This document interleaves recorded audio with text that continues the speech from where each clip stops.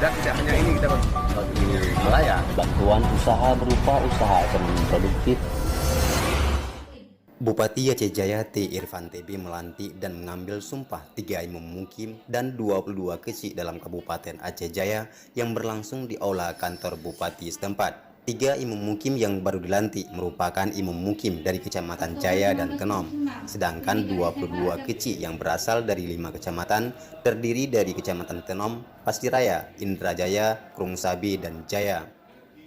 Bupati Aceh Jaya T. Irfan TB mengatakan dengan telah dilantiknya para imam mukim dan kecik diharapkan dapat memimpin roda pemerintahan Gampung di bawah wewenang dan tanggung jawabnya sesuai dengan peraturan perundang-undangan yang berlaku. Sebagaimana kita ketahui bersama bahwa dengan telah disahkannya Undang-Undang Nomor 16 Tahun 2014 tentang Desa telah memberikan kewenangan lebih luas kepada Gampung sebagai ujung tombak pemerintahan yang memiliki otonomi dalam mengatur pembangunan untuk kesejahteraan masyarakat.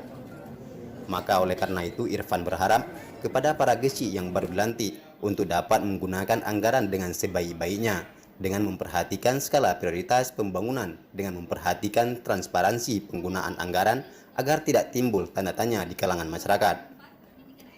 Undang Nomor 16 2014 tentang desa.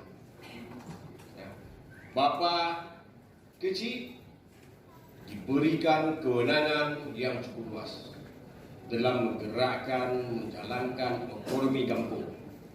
Oleh karenanya, hati-hatilah dalam mengambil kebijakan. Melalui kesempatan ini, Irfan menyampaikan bahwa kecik adalah tumpuan utama maju atau mundurnya sebuah kampung, di mana administrasi pemerintah sebuah kampung harus benar-benar berjalan sebagaimana mestinya.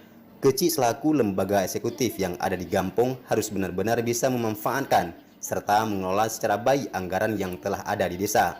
Jangan sampai menjadi malapetaka bagi kita semua, apalagi sampai bermasalah dengan hukum.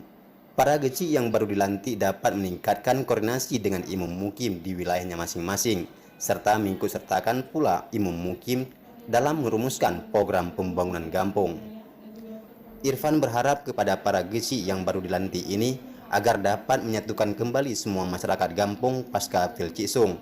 Dalam setiap proses demokrasi, perbedaan pasti ada, namun tujuannya tetap satu, yaitu mensejahterakan masyarakat.